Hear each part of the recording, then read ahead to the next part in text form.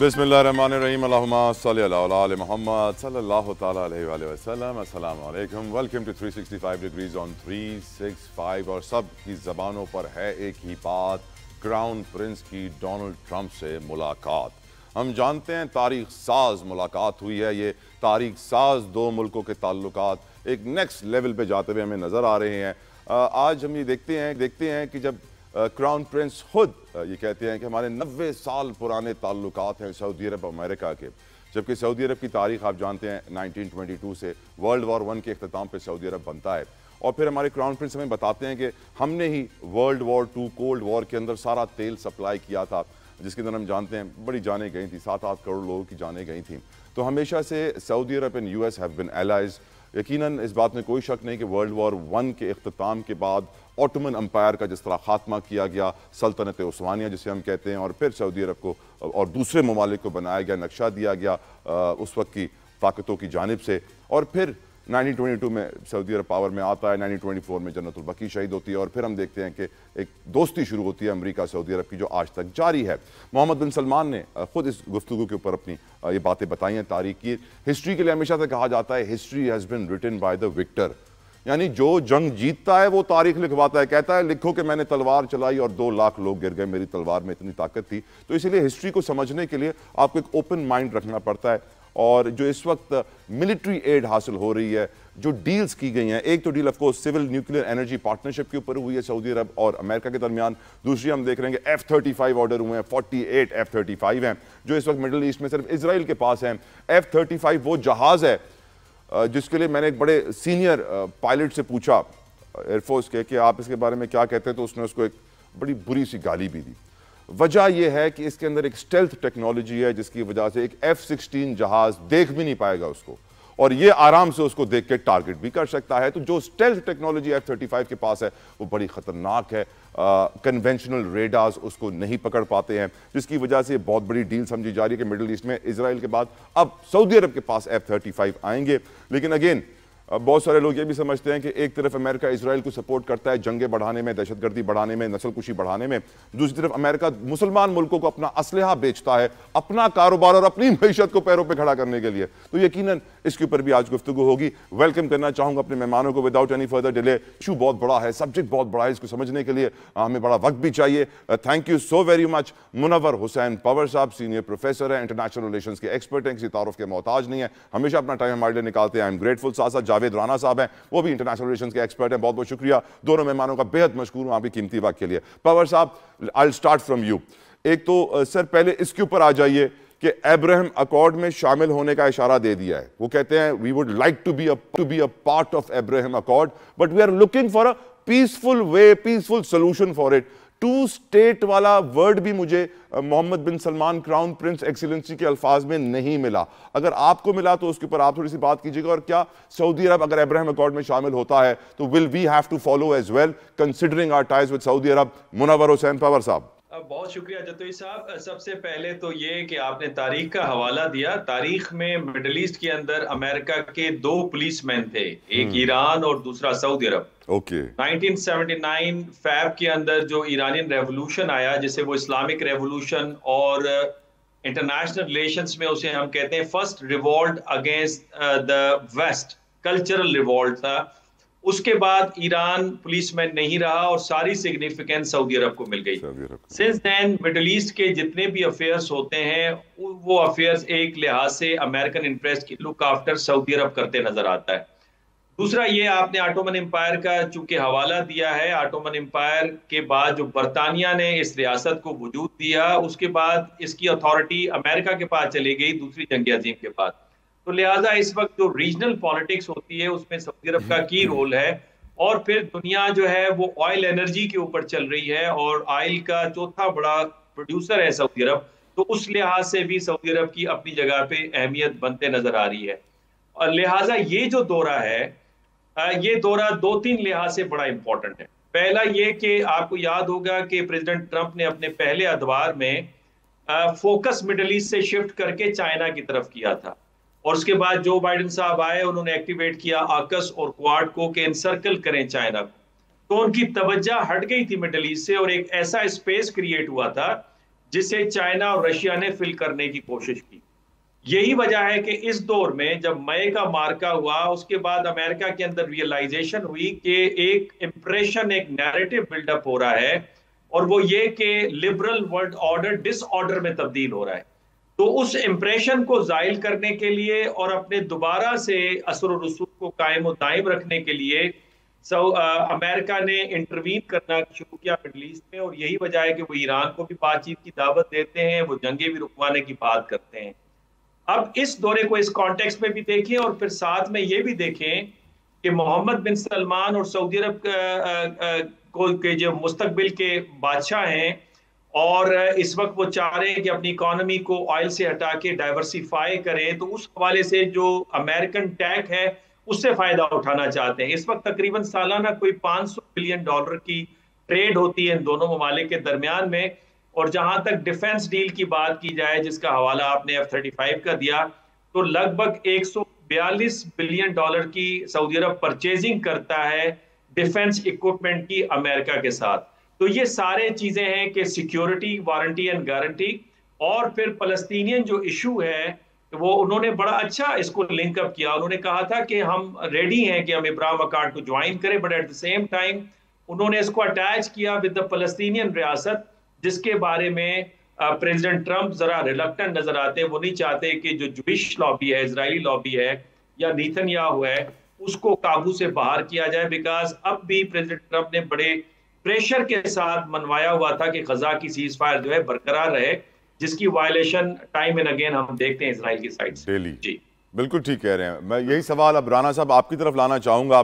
क्या आप समझते हैं कि अब्राहम अकॉर्ड में शामिल होने जा रहा है सऊदी अरब, उनकी बॉडी लैंग्वेज, एक्सप्रेशंस देखते हुए, मीटिंग की प्रॉपर जायजा लेते हुए, और क्या will Pakistan have to follow as well? Sir, अगर सऊदी अरब शामिल हो जाता है तो हमारे पास ऑप्शन है कि हम अपना फैसला खुद करें, या फिर हमें फॉलो करना होगा सऊदी अरब को? जावेद राना साहब। मेरा ख्याल ये है कि देखें, सऊदी अरब ने इनफॉर्मली तो ऑलरेडी इसराइल को तस्लीम किया हुआ है। अनऑफिशियल चैनल्स जो हैं उनकी ऑलरेडी बड़े अच्छी तरह मौजूद हैं, एयर स्पेस राइट्स दिए हुए हैं, और जो इसराइल के शहरी हैं वो सऊदी अरब में आ जा सकते हैं, बिजनेस कर सकते हैं, और हत्ता के जो मुकद्दस मकामात हैं वहाँ भी उनको इजाज़त है इनफॉर्मली कि वो विज़िट करते हैं। अब बड़ा मसला रह गया कि सऊदी अरब जो है बुनियादी तौर पे बहुत डेस्परेट है कि इसराइल को तस्लीम किया जाए। अब सवाल ये उठता है कि इसराइल जो है बुनियादी तौर पे किसी किस्म की कोई फेस सेविंग सऊदी अरब को या पाकिस्तान को देने के लिए तैयार नहीं है। इसराइल ये कह रहा है कि हमें तस्लीम करो, आप फलस्तीनी इशू जो है उसको साइड पे कर दो, 2 स्टेट सोल्यूशन को आप भूल जाएं। आप ये देखिए ये कैसा पीस अकॉर्ड है जिसके अंदर वो सरेआम ये कह रहा है नेतन्याहू कि हम 2 स्टेट सोल्यूशन की तरफ नहीं जाएंगे। उसके अंदर एक बहुत ही कमज़ोर एक एक्सप्रेशन है जो so called 21 point peace accord है कि एक सेल्फ डिटर्मिनेशन की तरफ प्रोग्रेस की जाएगी। पहली बात, इसराइल तैयार नहीं है, और दूसरी सबसे बड़ी अहम बात यह है कि जो अक्टूबर 7, 2023 को जो हमास ने मिलिट्री ऑपरेशन किया है इसराइल के खिलाफ, उसकी बुनियादी वजह क्या थी? उसकी बुनियादी वजह, जिसको वो खुद कह रहे हैं, वो इब्राहिम अकॉर्ड था। क्योंकि फ़लस्तीनियों ने यह महसूस किया कि फ़लस्तीनी कॉज को मुस्लिम ममालिक जो हैं ये खुदाफिज कह रहे हैं और हमें कुछ करना पड़ेगा। अब सबसे बड़ा क्रिटिकल क्वेश्चन ये है कि क्या होगा कि सऊदी अरब तस्लीम कर ले। मेरा नहीं ख्याल कि कुछ भी होने वाला है। ये पीस अकॉर्ड ऑपरेशनलाइज ही नहीं होगा, इसके बावजूद कि यूएन सिक्योरिटी काउंसिल रेजोल्यूशंस आ चुकी हैं और पीस अकॉर्ड को उन्होंने इंडोर्स कर दिया है। चाइना ने और रशिया ने बड़े सिस्टमेटिकली, मैं समझता हूँ कि फ़लस्तीनी कॉज को के साथ धोखा किया है। अब हमारे लिए सबसे जो आपका इंपॉर्टेंट सवाल है कि क्या हमें भी सऊदी अरब को should we follow the suit? बिल्कुल नहीं। सऊदी अरब और जितने भी अरब ममालिक हैं वो 1924 और जो पहले जंग अजीम हुई थी उस वक्त के बाद की एथनिक ग्राउंड्स के बने हुए हैं, एथनिक ग्राउंड्स के ऊपर बने हुए सारे ममालिक। पाकिस्तान एक वाहिद मुल्क है जो ला इलाहा इल्लल्लाह की बुनियाद पे बना है, इस्लामिक कॉज के साथ बना हुआ है, और फ़लस्तीनी जो कॉज है ये अरब कॉज नहीं है, ये इस्लामिक कॉज है।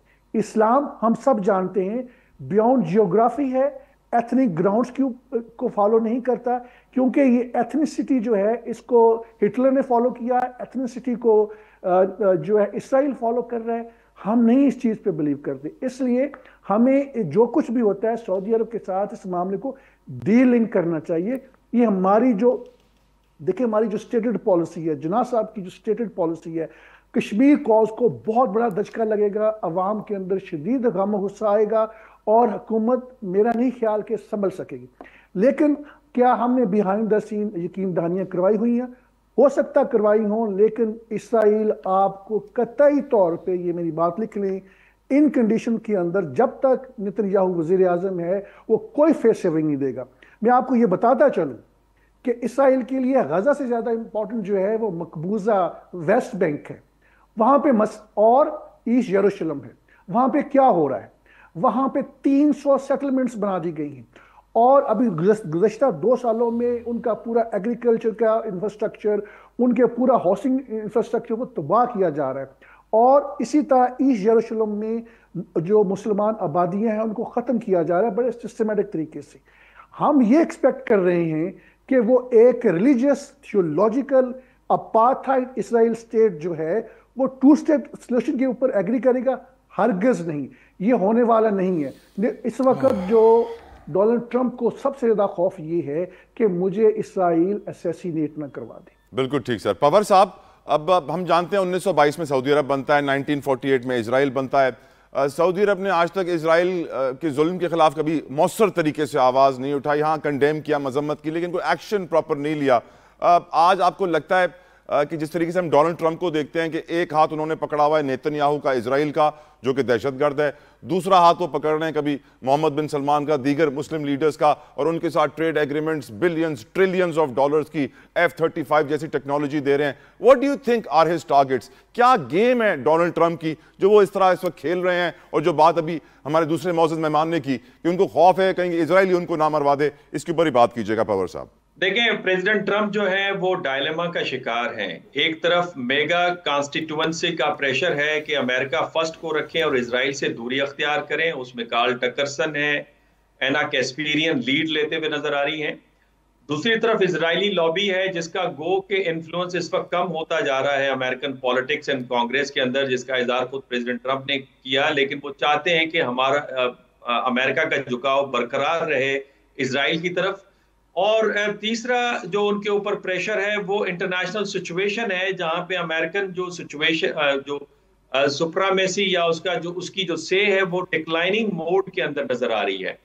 तो इस डायलेमा में प्रेसिडेंट ट्रंप आगे मूव करते नजर आ रहे हैं। और साथ में जो इजरायली लॉबी है उसके साथ क्रिश्चियन राइट मूवमेंट भी खड़ी हो जाती है, जो मजहबी नुक्ता नजर से समझते हैं कि उन्हें इजराइल की सपोर्ट करनी चाहिए, और वो जेनेसिस 14.2 का हवाला देते हैं कि जो इजराइल को बरकत देगा खुदा उसे बरकत देगा।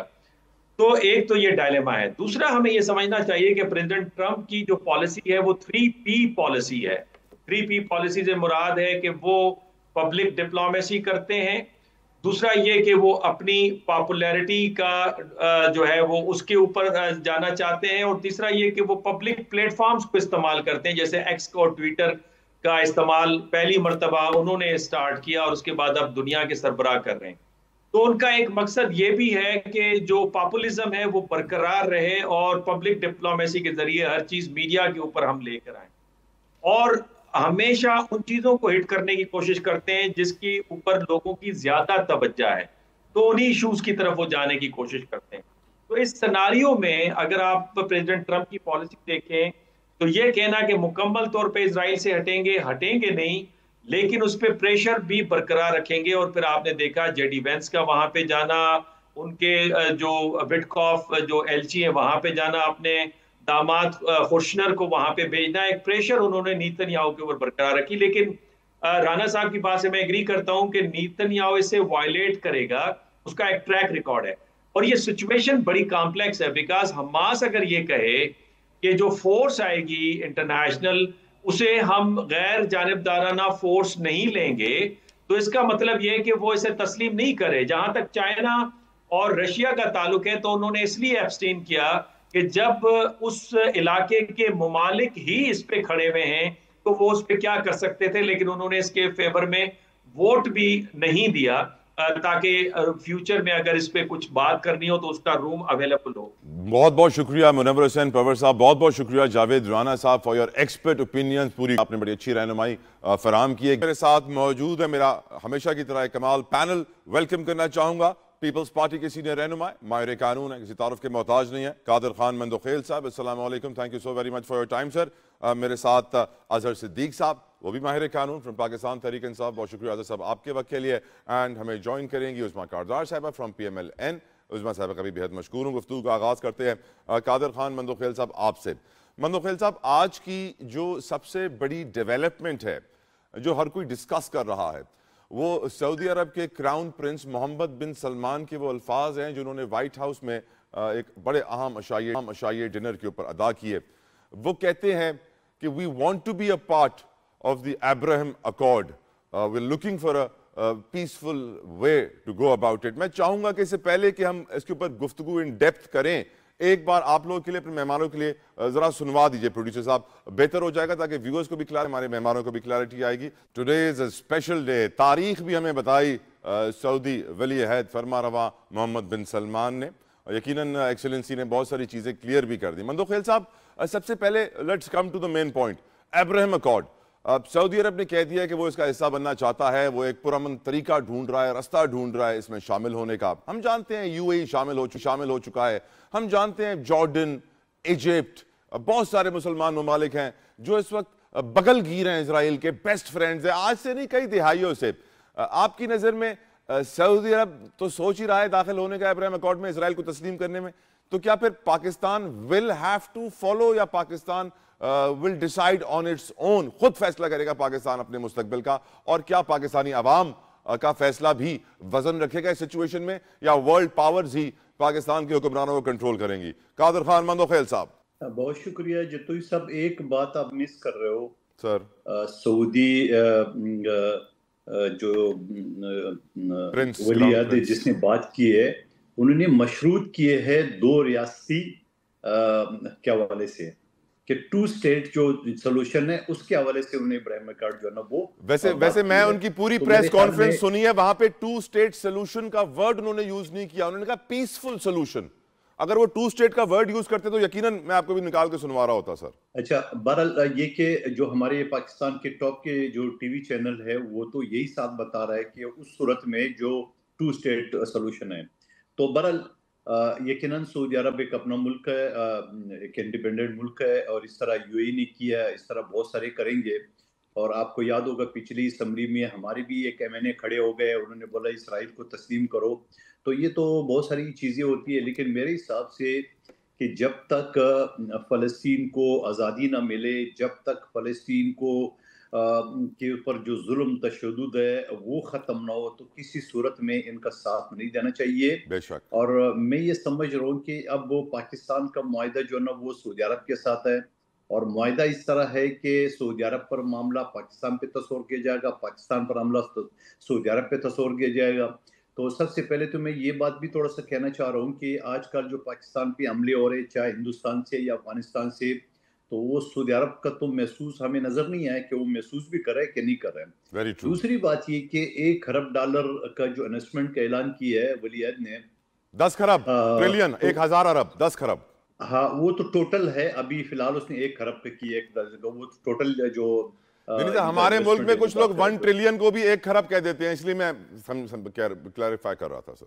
अच्छा, तो उसमें ये चीज कर, चलो जो भी है, और कि वो इन्वेस्टमेंट करे, और उसको ना नेटो एलाई जो है ना उसको भी डिक्लेयर किया है। वो तो यकीनन वो जो पैसे देते हैं, जिसको रोकड़े कहते हैं, रोकड़े देते हैं, तो फिर वो तो गाड़ी तक छोड़ने जाएंगे, वो एक अलग इशू है। तो मैं ये समझ रहा हूँ कि एक वक्त पे पाकिस्तान के साथ भी दिफाई माहिदा, और एक वक्त पे अमेरिका के साथ भी दिफाई माहिदा, और F-35 उनको बेचना, 300 टैंक बेचना। भाई अगर ये नासूर मिडिल ईस्ट में ना हो, जिसका नाम इजराइल है, तो सऊदी अरब को, दुबई को, कतर को, इनको कोई दिफाई मुआहदे और इनको दिफाई सामान खरीदने की जरूरत ही नहीं है। तो ये क्या मतलब है कि एक तरफ जो है ना अमेरिका उनको पूरा जो है ना वो इसराइल को पाल के रखा है अरब ममालिक को तंग करने के लिए, और दूसरी तरफ वो अरब मालिक को असला बेच रहे हैं। तो असला बेच के किससे वो तहफ़्फ़ुज़ दिला रहे हैं? बिल्कुल ठीक। उस्मा कारदार साहब, thank you so very much madam for your precious time. Of course Abraham accord Israel को तस्लीम करने को कहते हैं और सऊदी अरब ने कह दिया है ओपनली कि we want to be a part of Abraham accord, we are looking for a peaceful way for it. और तारीख की भी कुछ बातें की हैं, लेकिन first I want to start the discussion with Abraham accord. अगर सऊदी अरब शामिल इसमें हो जाता है, मुत्तहिदा अरब अमारात की तरह, जॉर्डन की तरह, इजिप्ट की तरह, तो क्या Pakistan will have to follow? और क्या हमारे पास इतनी ताकत है कि हम सऊदी अरब के मानने के बावजूद हम कहें कि नहीं, हम नहीं मानते, या हमें सऊदी अरब को फॉलो करना होगा? क्योंकि हम ऑफ कोर्स, आपको मालूम है, बड़ा हमारा स्ट्रेटेजिक पार्टनरशिप है दोनों मुल्कों के दरमियान। योर व्यूज ऑन इट उस्मा साहिबा। जी, बिस्मिल्लाहिर्रहमानिर्रहीम। थैंक यू सो मच तला, आपने मुझे इनवाइट किया। तला, अगर आप पाकिस्तान का पासपोर्ट खोल के देखें तो उसमें इजराइल पे कांटा लगा हुआ है। We don't recognise Israel.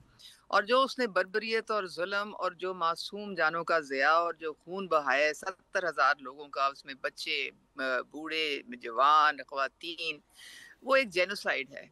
वो ह्यूमन राइट्स की एक ऐसी वायलेशन है जिसको कोई जो है एक्सेप्ट नहीं कर सकता।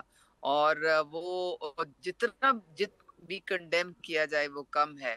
अब ये इब्राहिम अकॉर्ड की जो आप बात कर रहे हैं, देखिए, हम अपने नेशनल इंटरेस्ट के मुताबिक चलेंगे। एक हमारी जो कौम का सेंटिमेंट है वो भी सबके सामने है, और हुकूमत ने बारहा ये स्टेटमेंट दी है कि हम अनकंडीशनली गाजा के साथ खड़े हैं और उनको सपोर्ट कर रहे हैं, और इजराइल को हम कंडेम कर रहे हैं। हमने एक दफ़ा भी नहीं कहा। सिर्फ जब पीस वहाँ पे मतलब सीज फायर हुआ है, उसको हमने इसलिए वेलकम किया क्योंकि गाजा के लोगों ने भी उसको वेलकम किया। वो बेचारे एक जंग की हालत में उनका इतना बुरा हाल था कि वो भी एक किस्म से उनको रिलीफ मिला, और हमें भी खुशी थी कि जी वो उनके कैदी भी जो थे वो रिहा हुए, और उनकी थोड़ी सी जिंदगी जो है वो नॉर्मल होने लगी। बिल्कुल ठीक। अब इस मुलाकात का एक और बड़ा अहम पहलू है जो मैं अपने व्यूअर्स और अपने एक्सपर्ट्स के सामने रखना चाहता हूँ, अवामी नुमाइंदों के सामने रखना चाहता हूँ। हम ये देख रहे हैं कि मोहम्मद बिन सलमान ने तारीख का जिक्र किया। उन्होंने बताया कि 90 साल से अमेरिका के ताल्लुकात हैं सऊदी अरब के साथ। हम जानते हैं कि वर्ल्ड वॉर 1 के बाद 1922 में सऊदी अरब, 1924 में जन्नतुल बकी को शहीद किया जाता है, और फिर जो है वर्ल्ड वॉर 2 का जिक्र किया Mohammad bin Salman crown Prince ने कि कोल्ड वॉर के अंदर जो तेल सप्लाई किया था वो पूरा सऊदी अरब ने किया था, और सऊदी अरब की मदद से वर्ल्ड वॉर 2 के अंदर आप जानते हैं नुकसान भी कितना हुआ, तकरीबन 8 करोड़ लोगों के करीब जाने गई थी। तो आज तारीख का भी सबक पढ़ाया हमें मोहम्मद बिन सलमान ने इस डिनर के खिताब के दौरान, और बताया कि तारीखी रिश्ता है अमेरिका और सऊदी अरब का। 100 साल उम्र है सऊदी अरब की और 90 साल से अमेरिका उसको सपोर्ट कर रहा है। और जो बात अभी मंदोखेल साहब ने कही, मैं अजहर सिद्दीक साहब के सामने रखता हूँ। अजहर सिद्दीक साहब, thank you for your time. Mandokhel साहब ने बड़ा बेहतरीन तज्जिया पेश किया है। वो कहते हैं कि अमेरिका ने एक तरफ इजराइल को कहा है कि जाओ आगे दहशत गर्दी करो, मैं तुम्हें सपोर्ट करता हूँ, हथियार देता हूँ, जो चाहिए मिलेगा, और दूसरी तरफ फिर सऊदी अरब को जिस तरह असला प्रोवाइड कर रहा है, दूसरे कंट्रीज को मिलिट्री एड प्रोवाइड कर रहा है, और जिस तरह वेपनाइजेशन का एक सिलसिला दूसरे हाथ से शुरू कर रहा है, एक तरफ से दहशतगर्दी बढ़ा के दूसरों को इनसिक्योर करके फिर दूसरों के लिए हथियार प्रोवाइड कर रहा है। आपकी नजर में can we also do the same as Saudi Arabia? क्या अगर सऊदी अरब अब्राहम अकॉर्ड में शामिल होता है तो क्या हमें भी शामिल होना पड़ेगा या नहीं? अजहर सिद्दीक साहब। अच्छा, देखिए, बहुत शुक्रिया आपका तला साहब। देखिए, बात बड़ी है जो कि अपना इंटरनेशनली कुछ चीजों को बड़ी अच्छी तरह से जानता हूँ और आपके हालात को भी देखता हूँ। मैंने देखिए 2 बातें बड़ी बात है। एक तो हमारे लिए सऊदी अरब से आगे चीज कोई नहीं है। सऊदी अरब जहां उठेगा बैठेगा, जहां जाएगा, हम उनके साथ हैं बड़ी वजाहत के साथ। तो कभी देखिए आका तो जहां ज़ूर रबी का दौर तो नहीं, सऊदी अरब भी तो गलती कर सकता है। सऊदी अरब के भी अपने मसाइल हैं, अपने इश्यूज हैं, वो अपने तरीके से इश्यूज को देखता है। तो ये बारीक जो बात है ना, देखिए मुसलमान पिट रहा है, ये को माने या ना माने, ये एक रियलिटी है। अगर आपने देखे क्रिश्चियनिटी के हवाले से जब मसला हुआ तो डोनाल्ड ट्रंप का बयान आपने देख लिया। दूसरी तरफ हम क्या करने लगे हैं, मुझे बैठे बैठे वो उर्दन का दौर याद आ गया, जाउल हक का, जब वो ब्रिगेडियर थे और अपना फैज अहमद फैज ने उस पर लिखा भी था, क्या हालत हुई। मैं वो बातों की तरफ नहीं जाना चाहता। मैं जब ये अपना सऊदी अरब के साथ हमारा पैक्ट हुआ था और हमें हरम पाक की हिफाजत करनी है, तो मेरे ज़हन में एक सवाल था कि इसके ऊपर अमेरिका का क्या रिएक्शन आता है। अमेरिका मुसलमानों के साथ तो है नहीं, माने या ना माने वो एक ज्यादा बात है, इंटरनेशनल सिनेरियो में अपनी जगह बात है। वो तो एक बात बड़ी क्लैरिटी के साथ आ गई। आप अब्राहिम अकॉर्ड के मुताबिक आप फोर्स भी बनाना चाहते हैं, उस फोर्स में क्या होना है, आपने अपने लोगों के साथ ही कंट्रोल करके लेके चलना है। लेकिन आज तक इसराइल ने जो किया है कोई हिसाब हो सका? कोई वॉर जो क्राइम ट्राइब्यूनल में ये मामला चले, आप ये करने जा रहे हैं ना, तो कम से कम ये तो लेके जाए ना, चले आप आगे चले, मैं चलता हूँ, मैं मान लेता हूँ इधर आगे चल रहा है आपने, लेकिन ये वाला इश्यू जो बड़ा सिनेरियो समझना है इस बात को सामने रखते हुए।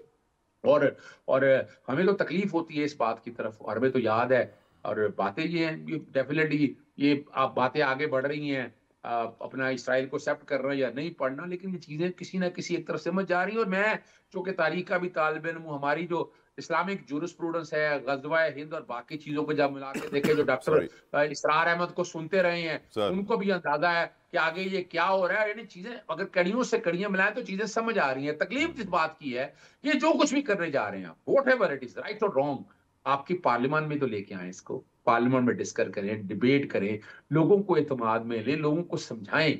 लोगों को बहुत रिजर्वेशन है इस हवाले से। अजहर साहब, आप क्योंकि हिस्ट्री के इतने अच्छे तालिब इल्म रहे हैं, तो जिस तरह हमने देखा क्राउन प्रिंस ने एतराफ किया एक तरीके से कि वर्ल्ड वॉर 2 में, कोल्ड वॉर के अंदर जितना तेल सप्लाई हुआ वो सऊदी अरब से हुआ, वर्ल्ड वॉर 1 के बाद सऊदी अरब बनता है और 90 साल अमेरिका की दोस्ती है।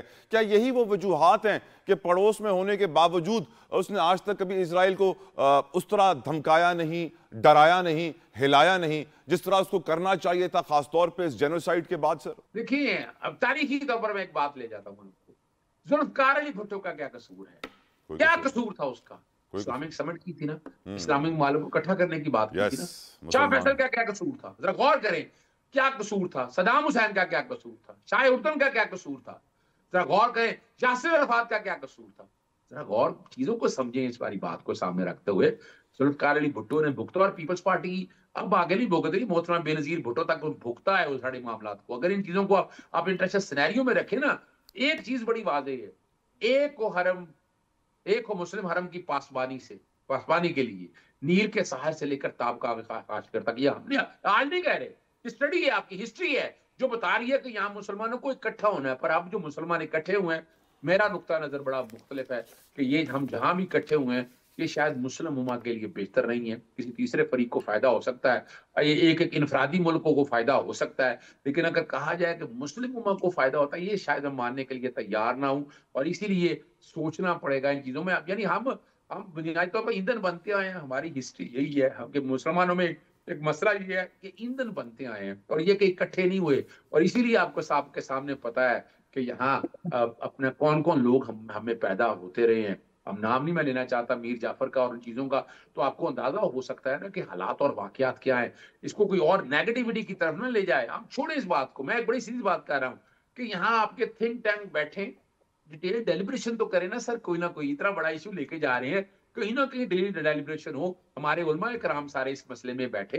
बिल्कुल ठीक। सुप्रीम कोर्ट ने मखसूस नशिस्तों से मुताल्लिक केस में जस्टिस जमाल खान मंदोखेल का अक्सरियती फैसले पर जुज़वी अपीलें मंजूर करने का फैसला जारी हुआ है और बताया जा रहा है कि 41 सीट्स ऐसी हैं, रिजर्व सीट्स, जिनका मुस्तकबिल बदल सकता है। अजहर सिद्दीक साहब, कुछ आप रोशनी डालिए। ये अपीलें तो अब मंजूर हुई हैं, लेकिन अभी तो केस चलेगा, बहुत टाइम लगेगा। आपकी क्या तवक्कुआत है जमाल खान मंदोखेल साहब से, उनकी अदालत से और इस अदालती कार्रवाई से? अजहर सिद्दीक साहब। बहुत देखें, एक बात तो बड़ी वाज़ेह तौर पर है, क्योंकि मैं इस केस में बहुत जुड़ा रहा हूँ। एक बात मैं आपके सामने रखता हूँ, देखिए, taking away a symbol is banning a party, section 215 जो है ना, वो आइन के आर्टिकल 17 से आज भी मुतसादम है। जस्टिस गाजी फाइसा और बेंच खामोश रहा, पेशावर हाईकोर्ट खामोश रहा, अभी जो हमारा आईनी बेंच है वो भी इसमें खामोश रहा। यानी आर्टिकल 17 प्रिवेल करना है, ना के सेक्शन 215 प्रिवेल करना, ये एक हकीकत है। और मैं उस केस में आता रहा कि 41 सीटें तो ऐसी थी जिसमें नॉमिनेशन पेपर के साथ साथ पार्टी टिकट भी था। और दूसरों में जो अगर बात की थी, वो कोई मानना नहीं चाहता, वो एक अलग बात है कि बाकियों के ये रिकॉर्ड की बातें हैं कि वो नहीं लिए, पार्टी एफिलिएशन नहीं वसूल की, रिटर्निंग ऑफिसर ने, ये रिकॉर्ड की बात है। लेकिन एक ये भी रिकॉर्ड की बात है कि जब लिस्टें जारी की पाकिस्तान तहरीक इंसाफ ने, कौमी असेंबली की या सूबाई असेंबली की, आज भी वेबसाइट पे अवेलेबल है कि जो जहेज के सामान पर मुंतखब हुए वो कौन लोग थे, वो पाकिस्तान तहरीक इंसाफ के लोग थे। और बाद में अच्छा, एक बड़ी जबरदस्त बात बताती है, हमारे यहाँ री राइटिंग ऑफ द कॉन्स्टिट्यूशन पे बड़ी तकलीफ होती है मुझे इस बात को। वो सिर्फ एक आर्टिकल 63 को लेकर बैठ जाते हैं। अगर माजी में अगर आपको याद हो, जी सर, कंप्लीट करें। हलफ लेना था हमजा शरीफ का। हलफ लेने के लिए अपना गवर्नर तैयार नहीं था, सदर तैयार नहीं था, तो लाहौर हाई कोर्ट ने कहा था कि नहीं, स्पीकर लेगा। ये कहां लिखा था इनमें? चले मैं आगे ले जाता हूं। अपना इमरान खान साहब को नाहली अपना जो उनको हटाया गया इस हवाले से, वोट ऑफ नो कॉन्फिडेंस से। आपको लगता है ये 41 सीटें पीटीआई को मिलेंगी? और देखें, ये अब नामुमकिन सी बातें आप कर रहे हैं। नहीं मिलेंगी। जो वैसे अगर मिल भी जाए, जो काम होना था वो तो हो गया। 25वीं अपना 25वीं तरमीम भी आ, 26वीं तरमीम भी आ गई, 27वीं भी आ गई और 28वीं तरमीम भी आ रही है। और उस पे अब मैं नोट कर लीजिएगा, पीपल्स पार्टी कुछ नहीं कर सकेगी। 18वीं तरमीम का कुछ हिस्सा रोल बैक होना ही होना है। और वही नहीं है, छोटे सूबे भी बनने हैं और हर सूबे की अपनी हाई कोर्ट। अभी आपको जवाब देंगे मंदोखेल साहब। मंदोखेल साहब सुन रहे हैं आपकी सारी बातें। मंदोखेल साहब प्लीज रिस्पॉन्ड, और ये जुज़वी अपीलें जो मंजूर हुई हैं इस पर भी कमेंट कीजिएगा। मंदोखेल साहब, आप यकीन करेंगे तल्ला जतोई साहब, मैं वकील हूँ, मुझे एक लफ्ज समझ में नहीं आया कि अजहर सिद्दीक साहब के क्या रहे और कहना क्या चाह रहे और होने क्या जा रहे हैं। नंबर एक बात, फैसले हो चुके। जस्टिस मंसूर अली शाह साहब ने उस फैसले के अंदर जो जबान इस्तेमाल की है अपनी कुलीग जजेस के बारे में, और वो सारी चीज़ें भी रिकॉर्ड का हिस्सा है। और मेरे ख्याल में अगर जस्टिस मंसूर अली शाह जो आज वो कहता है ज़मीर का फैसला हुआ है, उसने इस्तीफा दिया है, तो उस वक्त जब उसका फैसला नहीं माना गया तो ज़मीर का फैसला कर लेता, तो तारीख उसको ज़रूर याद रखती। बाकी रह गई ये, खुद अजहर सिद्दीक साहब बता रहे कि नामुमकिन है। अब आप भी तला जतोई साहब को टॉपिक नहीं है, खुद पीटीआई के सीनियर वकील है, वो कहते हैं नामुमकिन बातें हैं, तो नामुमकिन के ऊपर आप अपना शो का टाइम ज़ाया कर रहे हो। दूसरा, आप ज़ाया कर रहे हो 28वीं तरमीम पे, मफरूज़े पे, जो अभी आई नहीं है। और अजहर सिद्दीक साहब ने पहले ही पेशेनगोई कर दी है कि 28वीं तरमीम में आएगा, 18वीं तरमीम के कुछ हिस्से जाएंगे, सूबे बनेंगे। तो ये सारे जो डाइजेस्ट वाली बातें वो कम से कम टॉक शो में तो ना क्या करे। तो अगर सिंध से या पंजाब से या किसी और जगह से करारदाद पास हो जाती है तो उसी सूबे में जरूर दूसरा सूबे बनेगा। लेकिन फिलहाल तो कानून ये है, आप पहले कानून चेंज किया जाएगा, फिर मफरूजे के ऊपर अगर ऐसा हुआ। तो जतोई साहब, मैंने एक फिल्म में देखा था, एक कॉमेडियन होता है, वो दूसरे को बोलते हैं कि तुम मुझे धक्का क्यों दे रहे हो? उसने बोला नहीं, बोला अगर तुमने धक्का दिए तो। उसने बोला मैंने तो दिया ही नहीं। बोला अगर देते तो, पीछे कुआं होता तो, पीछे में गिर जाता तो ये तो वाली मफरूजे वाली बातें ना करें। जब टेबल हो जाए अब आपकी वजह से उस्मा कारताज साहिबा ने भी मुस्कुरा दिया है। सिर्फ अपना मैं सिर्फ एक बात कर लूं, एक जल्दी से एक जुमला किसी ने आइन ना पढ़ा हो, जिसको बेचारे को आइन ना आता हो, वो मफरूजे पे ही। ठीक है हो गई बात अजहर साहब, हो गई बात। आपके सामने एक छोटी सी बात रख दूं सर, टाइम नहीं है अजहर साहब, टाइम नहीं है। 239 है ना, सुन ले, इसको बर्दाश्त नहीं है ना, बर्दाश्त नहीं है ना, किस तरह बात कर रहे हैं। तो आप ये भी यहाँ है, मैं भी बर्दाश्त करो अजहर सिद्दीक साहब, बर्दाश्त करो। तरमीम होनी है मुफरीजे पे डाइजेस्ट पढ़ने के लिए। टाइम विल टेल अजहर साहब, टाइम विल टेल। बिल्कुल ठीक, का ताल्लुक खत्म हो जाएगा। बिल्कुल टाइम विल टेल। उस्मा साहिबा आप क्यों मुस्कुरा रही हैं? उस्मा, बस ठीक है अजहर साहब की बात आ गई। उस्मा साहिबा अपनी मुस्कुराहट की वजह बताइए। की इसलिए क्योंकि ये जो उन्होंने आपको एक मफरूजों की वजह से एक पूरा एक पिक्चर पेंट की है। ये एग्जैक्टली वही है। ये होगा, ये नहीं होगा, आगे होगा, पीछे होगा। ये बेचारे जो हैं कॉन्स्टिट्यूशनल कोर्ट जो है, इनको हजम हो ही नहीं रहा। इनको ये बताने की जरूरत है कि कोई 80 ममालिक हैं जिनमें कॉन्स्टिट्यूशनल कोर्ट्स हैं और अब ये ऑपरेशनल होंगे और ये मफरूजों पे बातें करना बंद कर दें। जो होना है वो पार्लियामेंट की सवाबदीद से होगा। एक सुप्रीम बॉडी है, अगर उनके पास उनकी कलेक्टिव विजडम से कोई तरमीम लानी समझी जाती है कि लाजिम है मुल्क के फ़ायदे के लिए, लोगों के फ़ायदे के लिए, तो वो किसी भी किस्म की तरमीम ला सकते हैं और जितनी मर्जी ला सकते हैं। बहुत बहुत शुक्रिया उस्मा कारदार साहिबा, बहुत बहुत शुक्रिया अजहर सिद्दीक साहब, बहुत बहुत शुक्रिया कादर खान मंदोखेल साहब आपके लिए। व्यूअर्स, प्रोग्राम का वक्त यहाँ तमाम होता है। अपना फीडबैक सोशल मीडिया में मुझे जरूर दीजिएगा। अपना ख्याल रखिएगा। I will see you tomorrow. Until then, Allah हाफिज़।